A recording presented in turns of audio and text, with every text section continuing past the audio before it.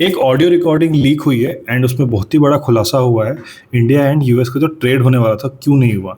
सो basically Ted Cruz warned कर रहा था डोनर कन्वर्सेशन, यानी कि जो वन ऑन वन कन्वर्सेशन हो रहा था between Ted Cruz, Donald Trump, JD Vance and नेवारो।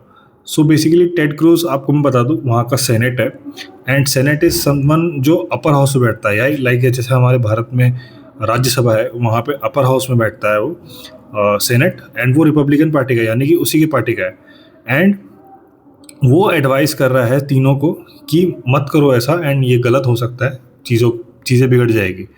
And Donald Trump ने इस चीज़ को माना नहीं। एंड जो नेवारो है, Navarro is the senior adviser of all the trade deals.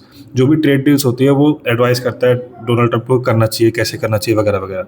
तो जो नेवारो का कंसेप्ट था वो था कि ट्रेड डेफिसिट है, तो trade deficit is something like कि हम ज़्यादा करते हैं एंड वो कम कर रहे हैं हमारे साथ। सो बेस एंड हमें बहुत सारी चीज़ों का एक्सेस नहीं है, तो उनको अनरेस्ट्रिक्टेड एक्सेस चाहिए था, हमें नहीं, हमने नहीं दिया।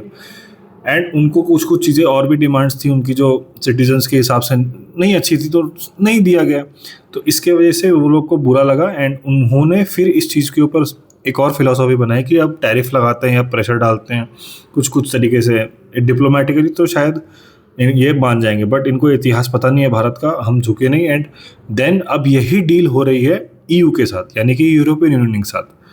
सो बेसिकली अब ये चीज़ें सामने आ रही है and India was willing to do the trade deal, but इन्होंने ही नहीं किया। अब ट्रेड डेफिसिट, अब जो जेडी वैंस है उसमें बोलते हैं कि नहीं मागा पे काम करना है, तो मागा पे करो, बट द थिंग इज़ आप यूएस में चीप लेबर की अवेलेबिलिटी बिल्कुल नहीं है। अगर आपको छोटी सी छोटी चीज़, अगर आपको कोई सुई भी बनानी है, तो वहाँ पे आपको जो लेबर का कॉस्ट आएगा वो बहुत ज़्यादा आएगा, बट इंडिया में कम है।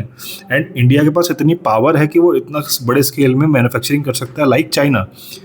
तो इस चीज़ को कंसिडर करके नेवारो ने सजेस्ट किया कि इंडिया पे प्रेशर डाला जाए, बट वैसा कुछ हुआ नहीं।